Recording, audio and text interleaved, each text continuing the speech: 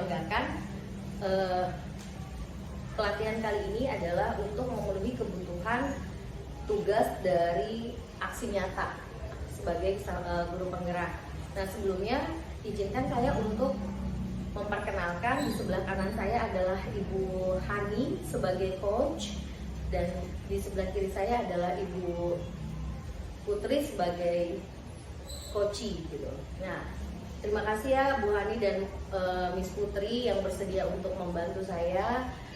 Dari sekian beberapa hari ke belakang kita belajar untuk coaching gitu, coaching supervisi akademi. Nah, untuk Bu Hani, kira-kira Bu Hani di sini saya coba untuk menceritakan dulu rubrik penilaian percakapan coaching. Itu ada beberapa hal Bu ya. Yang pertama itu ada pra penilaian, baru ada observasi, lalu ada pasca percakapan. Nanti di pra itu saya sudah lakukan tadi, sudah memperkenalkan ya Ibu Hani dan Ibu Putri. Lalu untuk observasi nanti Ibu Hani dan Ibu Putri melakukan coachingnya, dan untuk yang pasca percakapan saya coba untuk menyimpulkan kira-kira ada revisi apa yang kita bisa jadikan perbaikan sama-sama gitu ya Bapak Ibu ya, Ibu Guru ya semuanya. Oke, nah kira-kira Bu, kompetensi coaching apa yang Ibu ingin kembangkan saat ini Bu? Bu Hani. Untuk kompetensi coaching yang ingin saya kembangkan itu yang mendengarkan aktif, terus kehadiran penuh, ada memberikan pertanyaan yang berbobot. Berarti nanti Ibu akan memberikan pertanyaan-pertanyaan berbobot kepada Bu Putri ya gitu. Nah, kira-kira kompetensi mana yang secara spesifik ingin Ibu observasi? Yang ingin saya observasi adalah ya pertanyaan yang berbobot. Bagian pertanyaan berbobotnya itu ya Bu ya, gitu. Jadi ada pertanyaan-pertanyaan detail yang ingin Ibu temukan, berikan kepada Miss Putri gitu ya. Iya. Terus kira-kira nih Bu, indikator ketercapaian dari tujuan pengembangan yang Ibu inginkan dari coaching ini? Ya, tujuannya yang ingin saya capai adalah ingin membantu coaching agar bisa menyelesaikan persoalan-persoalan yang dihadapi. Iya, berarti kita coba untuk gali dulu kompetensi ya Bu ya dari Miss Putri ini yang luar biasa ini ya Miss ya. Jadi kita gali dulu kompetensinya dan kita coba untuk kembangkan. Oke Ibu, silakan dilakukan untuk melakukan coachingnya. Saya hanya diam saja nanti, hanya mengamati ya Ibu ya. Terima kasih, silakan Bu.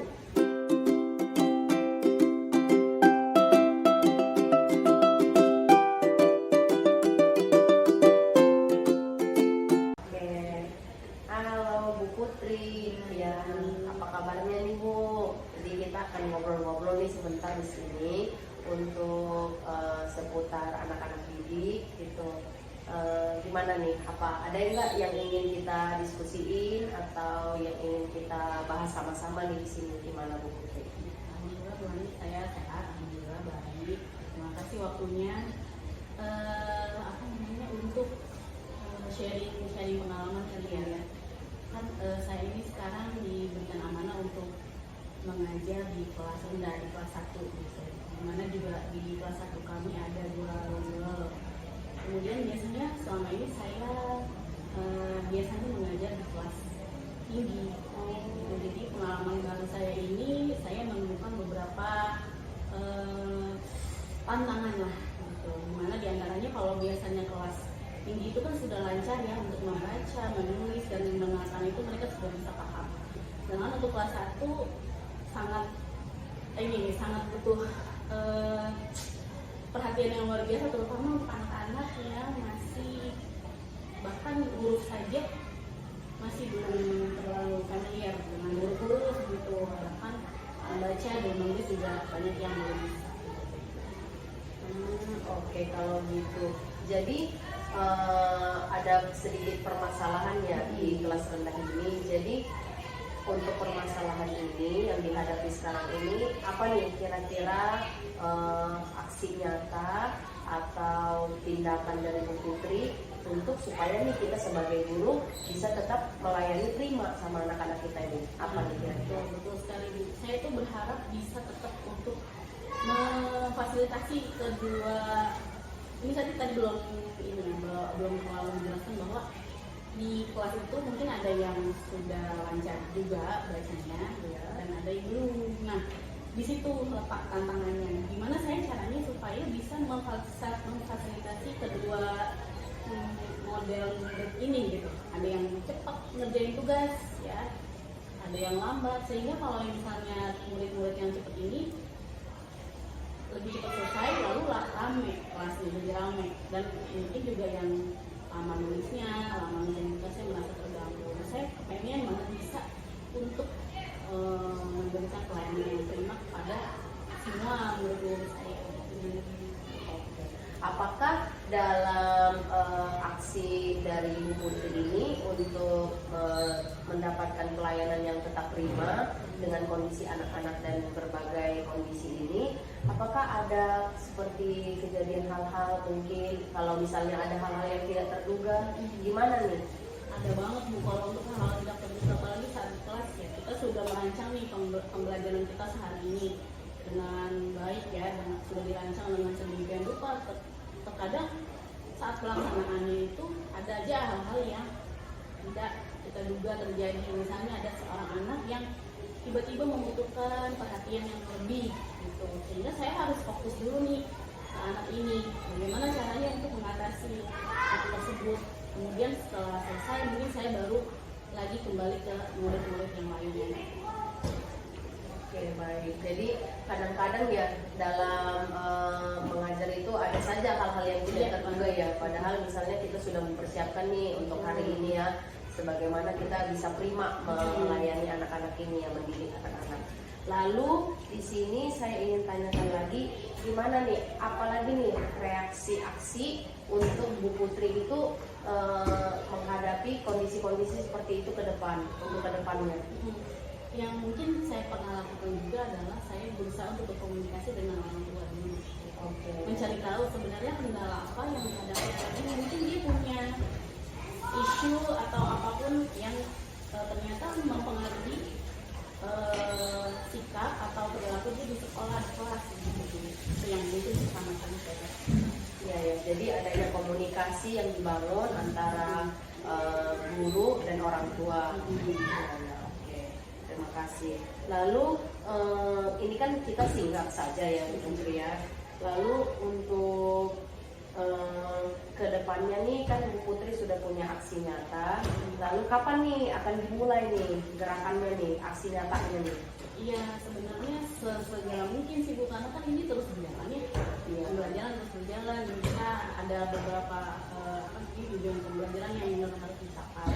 Mungkin yang saya butuhkan selain aksi dari saya, mungkin butuh bantuan dari support dari teman-teman, mungkin teman-teman ya, atau saran-saran ya. Mungkin saya kalau kita, ada saran loh seperti ini, pengalaman teman-teman, terus juga dari wali murid yang bersangkutan, lalu juga terutama dari pimpinan. Oke, bagus sekali ya Bu Putri. Ya, untuk kali ini terima kasih, kita sudah ngobrol banyak hal-hal yang dipelajari. Kiranya Bu Putri tetap semangat dan bisa melaksanakannya ya. Oke.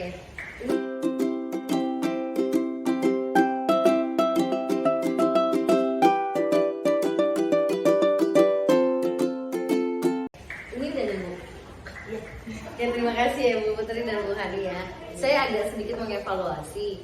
Jadi sebenarnya coaching kita ini adalah tujuannya itu adalah sama-sama, bukan untuk mengejudge ya gitu, cari kelemahan begini, enggak. Kita justru menggali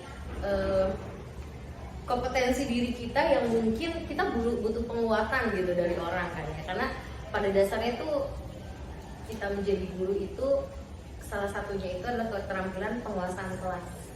Gitu ya, itu yang harus kita kendali. Kenapa? Karena kita di sekolah negeri yang beragam-ragam gitu kan, dan bahkan sekarang sudah ada program pemerintah sekolah inklusi gitu, di mana setiap anak-anak inklusi itu yang berhak diterima di mana saja gitu kan. Dan ini menjadi tantangan sih ya, bukan hambatan ya, tantangan gitu. Nah, coba tadi ada sedikit kurang nih Bu gitu. Kira-kira tadi kita harus bisa juga menggali kira-kira Bu Putri siapa yang bisa diajak, rekan-rekan sejawat yang bisa Ibu ajak untuk kita bulatkan tekad meningkatkan kompetensi gitu. Itu ada sebenarnya dinilai di bagian identifikasi gitu. Karena kita nggak bisa kerja sendiri gitu kan ya. Nah di situ karena kita di sekolah ya Pak, tentunya kan ada kepala sekolah gitu ya, ada kepala sekolah, rekan sejawat, TNI, tenaga kependidikan, orang tua murid, jangan lupa, dan murid itu sendiri. Dan itu kita harus coba untuk berkolaborasi untuk meningkatkan apa tujuannya, ya meningkatkan pembelajaran dari siswa yang kita pegang gitu kan.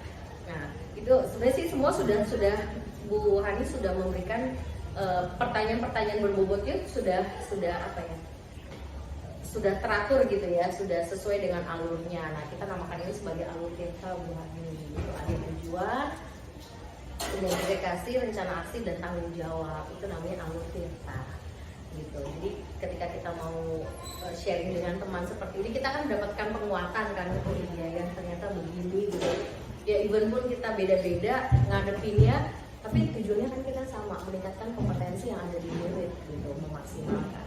Oke, Ibu Hani, terima kasih. Miss Putri, terima kasih.